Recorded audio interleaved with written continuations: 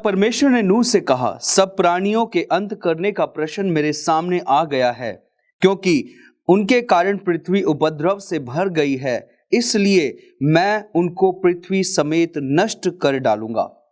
मेरा नाम है श्याम और आपका स्वागत है होप चैनल हिंदी की तरफ से आज के इस वचन में। और हम देख रहे हैं विश्राम, और इस विश्राम की श्रृंखला में आज हम देखेंगे कि किस तरीके से परमेश्वर मनुष्य को विनाश करने के लिए जो प्रश्न उसके सामने उठता है उसको वो किस तरीके से पूरा करता है। आइए हम प्रार्थना करें।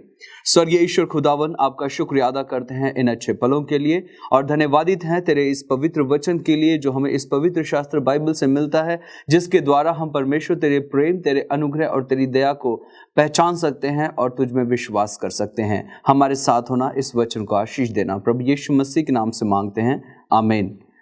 मेरे बहन भाइयों, पिछली बार हमने देखा कि किस तरीके से परमेश्वर ने नूह का चुनाव किया और नूह के चुनाव के लिए परमेश्वर ने तीन महत्वपूर्ण जो बातें थी वो नूह के जीवन में देखी। जिस तरीके से हमने पिछली बार उत्पत्ति की पुस्तक द बुक ऑफ जेनेसिस और उसका 6वां अध्याय और 9वें वचन में हमने देखा था द बुक ऑफ जेनेसिस 6 और 9 और उसके जो वचन थे उनके अंदर हमने देखा था नूह की वंशावली यह है, नूह धर्मी मनुष्य था और वह उस समय के लोगों में सबसे खरा था। और तीसरी बात, वो परमेश्वर के साथ साथ चलता था। आज जब हम देख रहे हैं कि जो वचन आपके सामने पढ़ा गया उत्पत्ति की पुस्तक उसका 6वां अध्याय और 13वां वचन, बुक ऑफ जेनेसिस 6 और 13, यहां पर जो वचन पढ़ा गया कहता है, तब परमेश्वर ने नूह से कहा, सब प्राणियों के अंत करने का प्रश्न मेरे सामने आ गया है। अब वो समय था जब परमेश्वर मनुष्य जाति को खत्म करने पर था। मैंने पिछली बार जिस तरीके से हमने वचन में देखा और पाया कि परमेश्वर का वचन कहता है कि परमेश्वर, उसकी दो जो सबसे मुख्य खासियत है हमने देखी थी कि परमेश्वर हमारा न्यायिक परमेश्वर है जो न्याय करता है, और दूसरा हमने देखा था कि ये परमेश्वर जो है ये अनुग्रहकारी भी है, ये न्याय भी करता है और अपने अनुग्रह को भी मनुष्यों के बीच में रखता है। क्यों? ताकि ये परमेश्वर अपनी दया को दिखा सके। ये वो परमेश्वर नहीं है जिसकी हम उपासना करते हैं जो बस दंड देना जानता है, लेकिन ये वो परमेश्वर है जो बचाना भी जानता है, जो अपना दया और अनुग्रह करना भी जानता है। ये वो परमेश्वर है मेरे बहन भाइयों। यहां पर हम देख रहे हैं परमेश्वर नूह से कह रहा है, कहता है कि सब प्राणियों के अंत करने का प्रश्न मेरे सामने आ गया है। क्यों आ गया है? क्योंकि मनुष्य ने उस परमेश्वर के सम्मुख पापों की दर को बढ़ा दिया था। मनुष्य ने परमेश्वर की आवाज को, उसकी बुलाहट को ठुकरा दिया था। याद रखें, पिछले जो वचन में हमने देखा कि परमेश्वर ने 120 साल दिए थे ताकि नूह जाए और प्रचार करे, नूह जाए और परमेश्वर के वचन को उनके सम्मुख रखे, परमेश्वर की दया को स्मरण दिलाए, परमेश्वर की हर एक बात को स्मरण दिलाए। यह कुछ इस तरीके से होता है मेरे बहन भाइयों, जब आपको कोई टास्क दिया जाता है, जब आपको कोई एक ऐसी चीज दी जाती है जिसको आपको समय अनुसार पूरी करनी होती है, लेकिन आप उस कार्य को दिल से जान लगा के पूरे मन से कर रहे हैं, लेकिन उसमें आपको सफलता नहीं मिलती। मैं सोचता हूं नूह के पास भी कुछ ऐसा ही हुआ होगा। नूह अपने समय के लोगों को बताता होगा, परमेश्वर पर विश्वास करो, परमेश्वर के सम्मुख आओ। और जिस तरीके से हमने इसी उत्पत्ति की पुस्तक उसके 6 अध्याय के अंदर और उसके 5वें वचन में, इसी जेनेसिस बुक के अंदर वर्स 6 और 5 के अंदर हमने पढ़ा था, यहोवा ने देखा कि मनुष्य की बुराई पृथ्वी पर बढ़ गई है। मनुष्य ने परमेश्वर को ठुकराना शुरू कर दिया, मनुष्य ने परमेश्वर के उन बातों को इग्नोर कर दिया, उसको अनसुना करना शुरू कर दिया। मैं सोचता हूं कि नूह जो था अपने समय में उन लोगों को कैसे जाता होगा उनके पास में और कैसे परमेश्वर के बारे में बताता होगा, लेकिन लोगों ने परमेश्वर की बातों को अनसुना करा और अंत में नतीजा क्या निकला? परमेश्वर ने नूह से बात करी और जो बात करी उस बात के अंदर परमेश्वर ने दो चीजें दिखाई।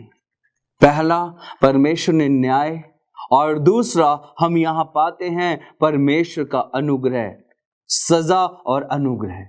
और वो सजा किस तरीके से थी? सजा ये थी कि सब प्राणियों के अंत करने का प्रश्न मेरे सामने आ गया है, क्योंकि उनके कारण पृथ्वी उपद्रव से भर गई है। ध्यान रखिए मेरे बहन भाइयों, किस चीज से भर गई है पृथ्वी? उपद्रव से। और आगे वचन कहता है, इसलिए मैं पृथ्वी समेत उनको नष्ट कर दूंगा, मैं छोड़ूंगा नहीं उनको, पृथ्वी को भी नष्ट करूंगा और उनको भी नष्ट करूंगा, क्योंकि पृथ्वी के कारण मनुष्य जो है, मनुष्यों के कारण जो पृथ्वी है ये उपद्रव से भर गई थी। जिस तरीके से हम देखते हैं उत्पत्ति के ही अंदर परमेश्वर ने आदम को कहा तेरे कारण ये धरती श्रापित है, और अब उसी के कारण जिस तरीके से पाप बढ़ता गया, मनुष्य का उपद्रव बढ़ता गया और वो श्राप दिन ब दिन बढ़ता गया। आपके सामने मैं लेके आना चाहता हूं सदोम और अमोरा को। हम जानते हैं सब, सदोम और अमोरा एक ऐसा देश था जिसको परमेश्वर ने श्राप दिया, उसको खत्म करने के लिए प्लानिंग करी और उसको खत्म किया। और उस देश में बताया जाता है आज भी उस जो परमेश्वर ने आग उसकी बरसाई थी उसका असर है। क्यों असर? पृथ्वी को क्यों मिला? उस धरती को क्यों मिला? असर तो होना चाहिए था, बस मनुष्य आते और खत्म हो जाते, परमेश्वर का कहर मनुष्य पे आता, लेकिन धरती को भी उसके श्राप का कारण सहना पड़ा, उस श्राप को सहना पड़ा। लेकिन यहां पर वचन कहता है, इसी बात को दोहराता है कि मैं पृथ्वी समेत नष्ट कर दूंगा, पृथ्वी को भी नष्ट करूंगा और इसको भी नष्ट करूंगा, मनुष्य को भी। यहां पर एक बहुत बड़ी बात जो हम देखते हैं, परमेश्वर की दया को यहां पर देखते हैं। और वो क्या कहता है नूह से परमेश्वर, इसलिए तू गोपेर वृक्ष की लकड़ी का एक जहाज बना। यहां पर एक लकड़ी के बारे में परमेश्वर बताता है नूह को कि कौन सी लकड़ी ले? गोपेर। जा गोपेर का पेड़ ढूंढ, उसकी लकड़ी को ले और उस लकड़ी को लेकर क्या करना? एक जहाज बना ले। देखिए मेरे बहन भाइयों, परमेश्वर जो है वो सर्वज्ञानी है, परमेश्वर जो है वो सर्वव्यापी है। ध्यान रखना मेरे परमेश्वर की शक्ति को हम नहीं समझ सकते। आज आप यहां देखें वचन के अंदर, ध्यान दें इस बात पर, परमेश्वर नूह से कह रहा है मेरे बेटे अब क्या कर, तू जा और गोपेर नाम की लकड़ी ले और उससे एक जहाज बना ले, उसमें कोठरियां बनाना और भीतर बाहर उस पर राल लगाना। देखिए यहां पर कितनी एक परमेश्वर का ज्ञान वो दिखा रहा है, कितनी बड़ी बात यहां आ रही है कि परमेश्वर नूह को सिखा रहा है।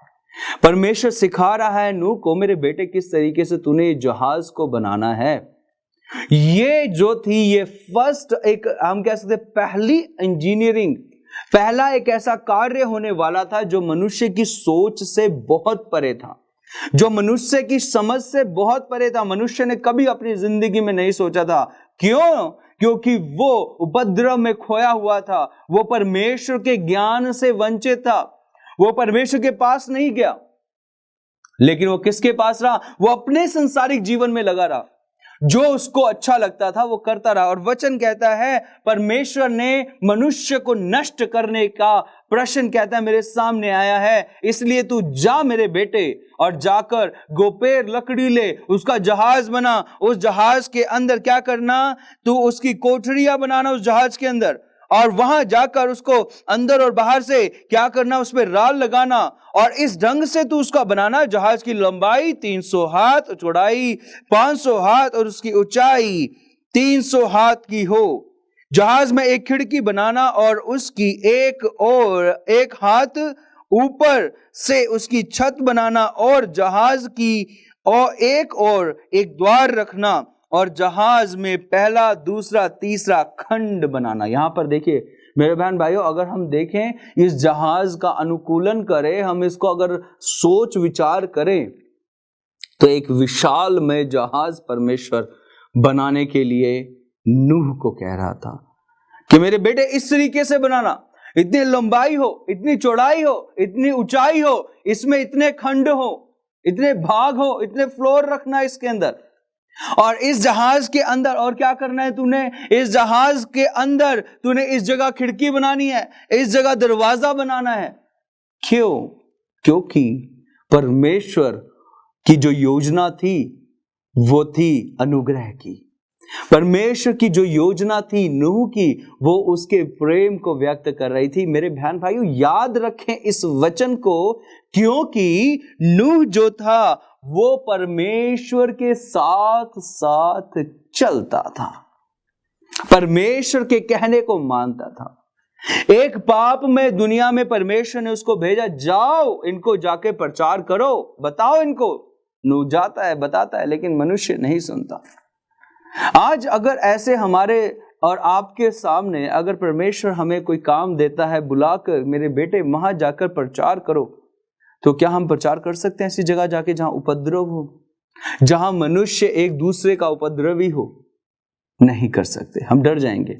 परमेश्वर का एक दास जिसका नाम योना था, परमेश्वर ने कहा निनवे को जा, और योना ने उस निनवे को जब देखा, उसको जब उसने सुना, उसके बारे में जब उसने पता लगाया, मेरे बहन भाई, जो निनवे शहर था, ये वो शहर था जहां के वीर बड़े शक्तिशाली थे, जहां रथों के मामले में बहुत ही ज्यादा फेमस उस समय में था, जो योद्धा देश कहलाता है।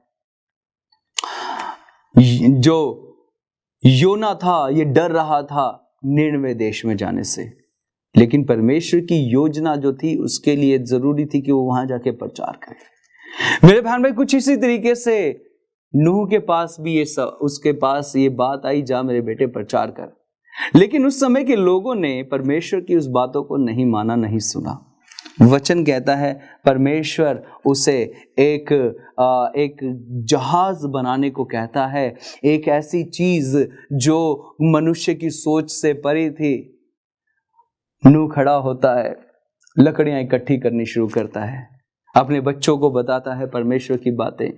परमेश्वर के साथ मिलकर चलने वाला नूह और उसका परिवार भी उसके साथ मिलकर चलने लगता है, और देखते हैं हम वो जहाज बना लेता है, एक विशालमय जहाज बना लेता है। एक ऐसा विशाल जहाज बनाता है कि जिसके अंदर परमेश्वर कहता है अगले वचन में, जब हम देखते हैं यहां कहता है, और सुन मैं आप ही जल प्रलय करके सब प्राणियों को जिनमें जीवन का प्राण है आकाश के नीचे से नष्ट करने पर हूं, और सब को पृथ्वी पर मैं मार दूंगा, मर जाएंगे, और परंतु तेरे संग मैं वाचा बांधता हूं। यहां पर एक बात ध्यान रखना, परमेश्वर अपनी वाचा क्या बांधता है? कहता है मैं तेरे साथ वाचा बांधता हूं, इसलिए तू अपने पुत्रों, स्त्री और बहुओं समेत जहाज में प्रवेश करना। यहां पर परमेश्वर का जो अनुग्रह है वो वाचा के साथ,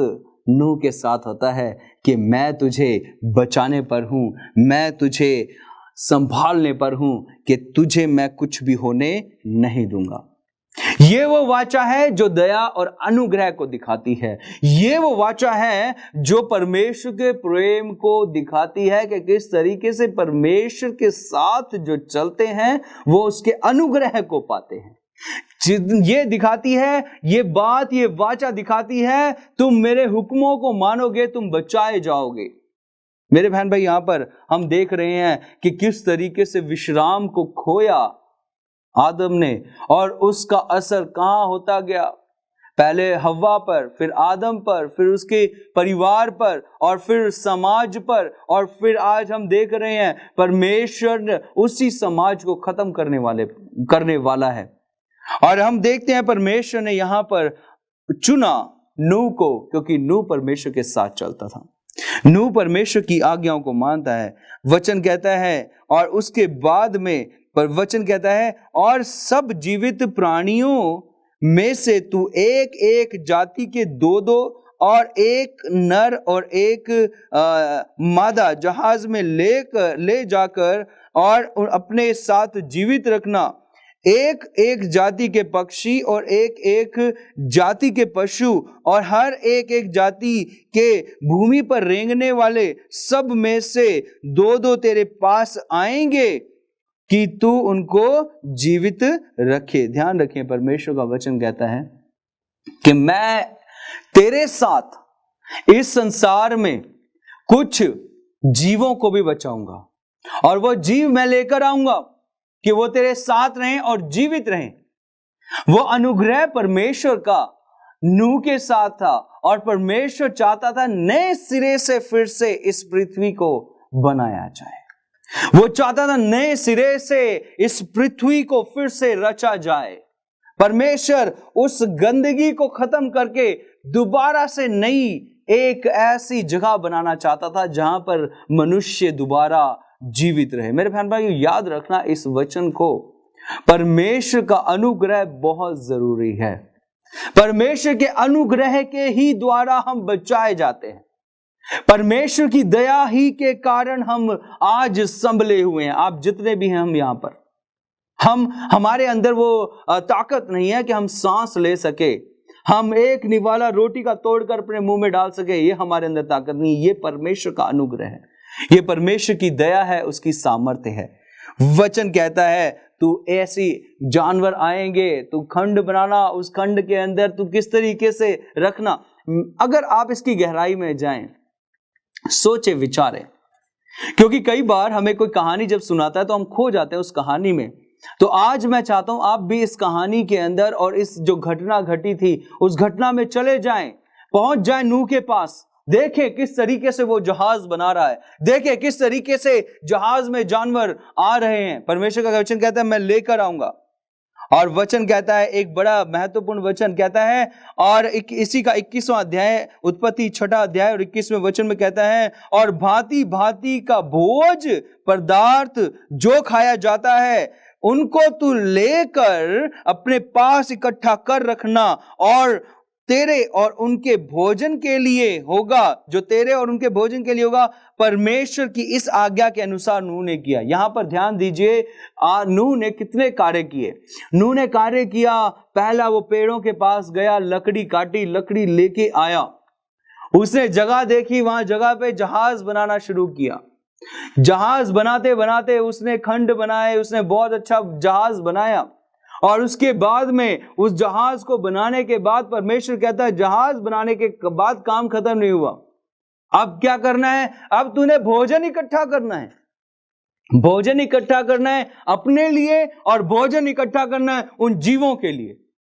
देखिए ये बहुत बड़ी बात है कि किस तरीके से परमेश्वर मनुष्य को यह हुक्म दे रहा है कि तू इकट्ठा कर, पहला जहाज बना और उसके बाद भोजन इकट्ठा कर। क्यों? क्योंकि मैं तुझे बचा रहा हूं इस जल प्रलय से, जो जल प्रलय आने वाला है, उस जल प्रलय से जो परमेश्वर जिसके द्वारा इस पृथ्वी को बर्बाद करने वाला है। वचन कहता है, अगर हम इसी का वचन पढ़ते हैं 7वां अध्याय उत्पत्ति, Genesis book of Genesis chapter 7 and verse 1-2 start करते हैं, तो कहता है तब परमेश्वर ने नूह से कहा तू अपने सारे घराने समेत जहाज में जा।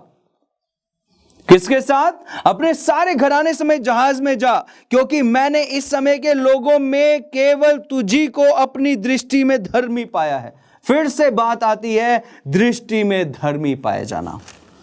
मेरे बहन भाइयों, इस संसार के साथ नहीं, परमेश्वर के साथ मिलकर चलना है। मैं इस वचन के साथ आपको बताना चाहता हूं कि जब आदम अपने घर के अंदर गया और घर में उस जहाज में गया और जहाज में जाके उसमें बैठ गया, और वचन कहता है परमेश्वर पक्षियों को लेकर आया, पेड़, हर एक चीज को लेकर आया। और वचन कहता है जब वो चले गए, 15वां वचन हम पढ़ते हैं और उसमें कहता है 7वां अध्याय 15वां वचन, जितने 15 और 16 पढ़ेंगे, जितने प्राणियों में जीवन का प्राण था उनकी सब जातियों में से 2-2 नूह के पास जहाज में गए। इसलिए धर्मी ठहराया गया क्योंकि परमेश्वर के वो साथ चलता था। और हम संसार के साथ नहीं बल्कि परमेश्वर के साथ मिलकर चले।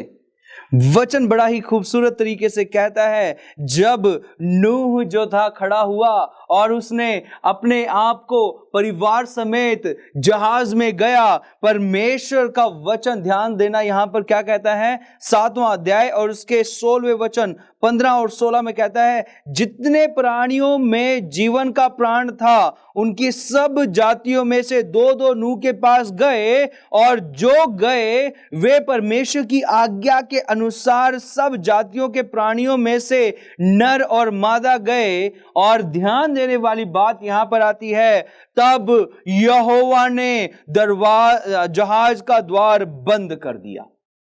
मनुष्य ने नहीं, लेकिन किसने? यहोवा ने। मेरे बहन भाई याद रखना, परमेश्वर बचाना चाहता है, परमेश्वर दिखाना चाहता है कि वो किस तरीके से प्रेम करता है आपसे और हमसे। परमेश्वर दिखाना चाहता है नूह जो परमेश्वर के साथ चल रहा था उससे प्रेम करता है, उसने उस जहाज का द्वार बंद किया, किसी मनुष्य ने नहीं। बाइबल कहती है यहोवा परमेश्वर ने द्वार बंद किया।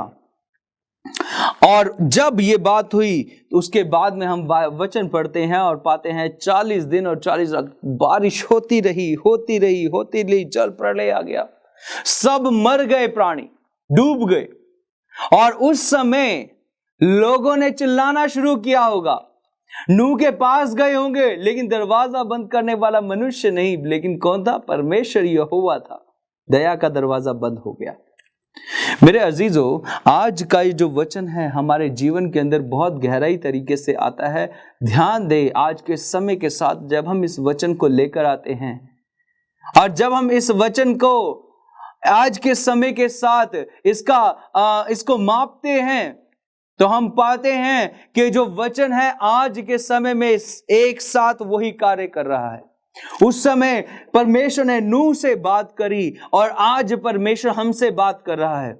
उस समय आज्ञा ना मानने के कारण परमेश्वर जल प्रलय लेके आया, सब प्राणी मर गए, पृथ्वी नष्ट हो गई।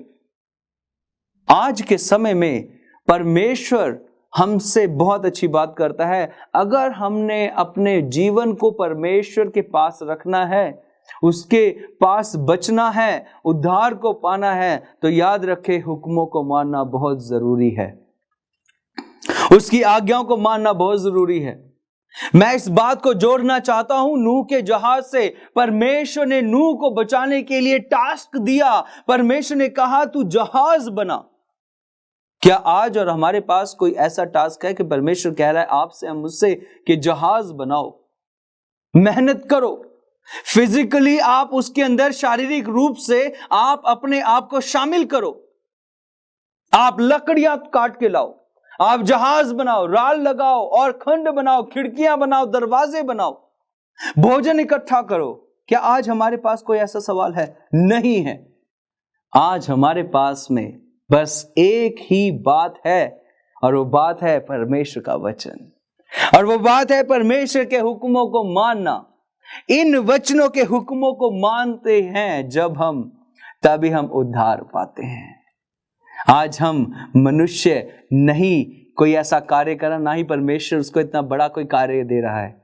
परमेश्वर ने मनुष्य को खत्म किया, लेकिन अब परमेश्वर हमें जो है उद्धार देने के लिए बुलाता है, और उद्धार देने के लिए परमेश्वर हमें मुक्ति देने के लिए, मोक्ष देने के लिए, अनंत जीवन देने के लिए परमेश्वर एक ही बात कहता है, उसके हुक्मों को मानो।